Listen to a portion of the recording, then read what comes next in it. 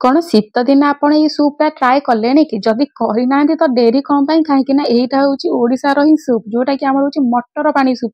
एटा एते टेस्ट लगे ना आपण थरे खाइले बारंबार खाइबे। आ शीत दिन आसिलानी तो मु सबुदिन खाऊची तो जदि आपण खाइना चलतु आरंभ करवा। तो hi friend welcome my life. तो देखो प्रथम आम ये कौन करवा मटर नहीं जावा ये जो मटर देखुं मुझे बतुरे रखी 4 घंटा से मटर मुझे दे दूसरी आलू आलू मुझे गोटे नहीं मटर ये क्वांटिटी आपको देखिले आप देखिपारे आलू यहाँ हूँ कंचा आलू टी आम ये लुण पकईदबा।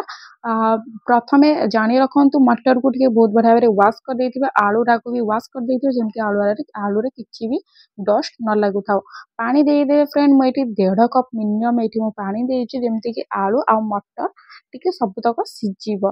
तो जेतिकी सीझिबो सेतिकीटू टिके अधिक जस्ट पानी देवे। तो देखो यही भाव पानी देवे। एबे चलते आपको आम प्रेशर कुक करदबा मिनिमम 3टा सीटी आसिला पर्यंत। तो मैं आपको प्रेशर कुक करके आसुची। तो देखो फ्रेंड ये आम प्रेशर कुक कर 3टा सीटी आसी जाइए बहुत बढ़िया भाव आमर आलू आ मटर टी सीझिकी बहुत बढ़िया भाव सीझी जाइए। आप देखिपे मटर चोपा सब छाड़ी जाए ऑटोमेटिक बहुत बढ़िया भाव सीझी जाइए। एबे कौन करिया आम आलू चोपा छड़ेदबा ताकू यही मटर चकड़ी दबा। आबे आम कौन करवा ये इमली नहीं जावा जोटा कि आम कइया कहुए से कइया नहीं जावा। फ्रेंड ये देखो मुझे कइया नहीं जाइए जदि आप कइया ना तो कौन करी मुझे कही रखुची तो देखी चलतु मुझे आपन को आगू आगू कही चलि। तो देखो से मटर रू पानी टी आम गरम गरम पानी टी देदेले कइया उपर आलूटा बहुत बढ़िया भाव आम आलूटा बहुत बढ़िया भाव चकड़ी देले। एबे आम गोटे ग्राइंडर रे धनिया पत्र आउ कंचा लंका 5 ରୁ 6टी आम ये नहीं जावा। आप जिते राग खाया पसंद करती से नहीं पारे नहीं जावा नहीं कि आम ये ग्राइंड करदबा। ग्राइंड देखो यही भाव में दरदरा भाव में मुझे ग्राइंड कर दी जोटा कि बढ़िया टेस्ट लगे। आप चाहिए फाइन भी ग्राइंड करेंगे।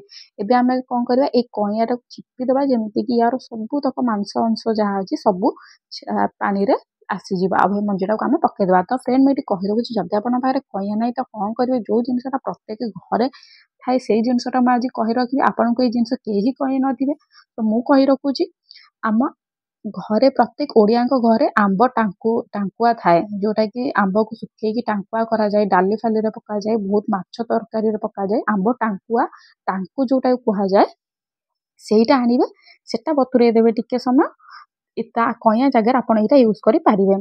तो देखो फ्रेंड एबे आम ये चटनी तक देदेले ये आमर मिसईदेले सब लंका आमर धनिया पत्र सब मिसईदेले कइया सहित। एबे चलते आम रेटिंग आरंभ करिया। तो फ्रेंड एबे मु कहि रखु जदि आपन प्लीज मो वीडियो भल लागुची प्लीज दयाकर आप लाइक करंतु मते टिके सपोर्ट भी मध्यम करंतु। देखो फ्रेंड ये आम नहीं गले आमर मटर आलू पानी तक आलू मटर यही भाव में मिक्स हो जाए जमीक आप भाव पाठी खाया इच्छा होते टेस्ट लगुच। तेज देखो लुण आम ये देदेले स्वाद अनुसार आप लुण देवे आम जो बतुरे रखिदा कइया आम लंका आम धनिया पत्र चटनी को ये देदेवे। आउ ये देखो पियाज मुझे छुटिया पियाजटे काटिकी पकई जदि आप पियाज रसुण खाऊना तो पकातुनि।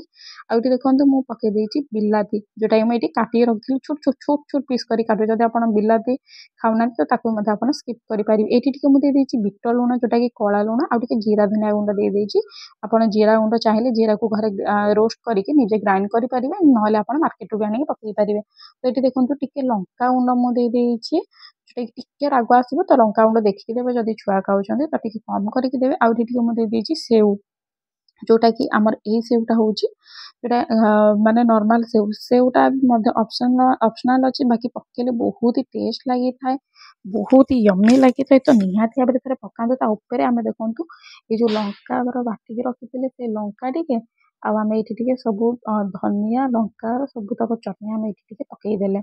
ଏବେ ଦେଖନ୍ତୁ ରେଡି ହେଇଗଲାଣି ଆମର ମଟର ସୁପ୍। ଏଇଟା ଓଡ଼ିଶାର ଫେମସ୍ ମଟର ସୁପ୍। ଆପଣ ପୁରୀ ହଉ କିମ୍ବା ଯେକୌଣସି ଜାଗାକୁ ଆପଣ ଯାଆନ୍ତୁ ଏଇ ସୁପ୍ଟା ସବୁ ଜାଗାରେ ହିଁ ଆଭେଲେବୁଲ୍ ହୁଏ। ଆଉ ଏଇ ସୁପ୍ଟାକୁ ଟେକ୍ନିକ୍ ବି ମୁଁ ଆପଣଙ୍କୁ କହିଲି ତ ପ୍ଲିଜ୍ ନିହାତି ଭାବରେ ମନେ ରଖନ୍ତୁ ଆଉ ଥରେ ଆପଣ କରିକି ଘରେ ଖାଇଲେ ମାନେ ବାହାରେ କିଣିକି ଖାଇବେନି। ଆଉ ଯେଉଁମାନଙ୍କ ଜାଗାରେ ଆଭେଲେବୁଲ୍ ନାହିଁ ମଟର ସୁପ୍ ଏହିପରି ଭାବରେ ସୁପ୍ କରନ୍ତୁ। ଏଇଟା ହେଲ୍ଦି ହେଇଥାଏ ବିନା ତେଲରେ ଥାଏ। ଆପଣ ଏଇଟା ଚାହିଁଲେ ସନ୍ଧ୍ୟାରେ ରାତିରେ ସକାଳେ ଯେତେବେଳେ ଚାହିଁଲେ ଆପଣ ଏଇଟା ଖାଇପାରିବେ କାହିଁକି ନା ଏତେ ହେଲ୍ଦି ଛୁଆଠୁ ବି ବୁଢ଼ା ପର୍ଯ୍ୟନ୍ତ ସମସ୍ତେ ଖାଇପାରିବେ। ଏଇଟା ବହୁତ ହି ହେଲ୍ଦି ଥାଏ ତା ସହିତ ବହୁତ ହି ଟେଷ୍ଟ ଥାଏ। ଶୀତ ଦିନ ପାଇଁ ଏଇଟା ଗୋଟେ ବହୁତ ବଢ଼ିଆ ଲାଗେ ଯୋଉଟା କି ଆମର କୁହାଯାଏ ମଟର ବାମ୍ଫ ଦିଆ ପାଣି। ଏଇଟା ବହୁତ ହି ୟମ୍ମି ଥାଏ। ତ ମୁଁ ଏଇଟା ଆପଣଙ୍କୁ ପ୍ରଥମେ ଖାଇକି କହୁଛି କି ଏଇଟା କେମିତି ଲାଗୁଛି। ତ ମୁଁ ସତ କହିବି ଏଇଟା ବହୁତ ହି ଟେଷ୍ଟ ଲାଗୁଛି। ତ ମୁଁ ଆପଣଙ୍କ ଆଗରେ ବି ଖାଇ ମଧ୍ୟ ଦେଖେଇ ଦଉଛି। ତ ଏଇଟା ଏତେ ଟେଷ୍ଟ ଏତେ ୟମ୍ମି ଅଛି ନା, ମୁଁ କମ୍ ବି ବାକିରେ କହିବି ଆପଣଙ୍କୁ। ତ ନିହାତି ଭାବରେ ଆପଣ ଯଦି ଥରେ ଟ୍ରାଏ କରିବେ ତ ଜାଣିପାରିବେ। ତ ଭିଡ଼ିଓଟି ଯଦି ଆପଣଙ୍କୁ ଭଲ ଲାଗୁଛି ତ please like comment share and subscribe ନିହାତି ଭାବରେ କରନ୍ତୁ। ମୁଁ ତ ଚାଲିଲି ମଟର ସୁପ୍ ଖାଇବା ପାଇଁ, ଏତେ ଟେଷ୍ଟ ଲାଗୁଛି। ଆପଣ ଯଦି ଖାଇବେ ନିହାତି ବନାନ୍ତୁ।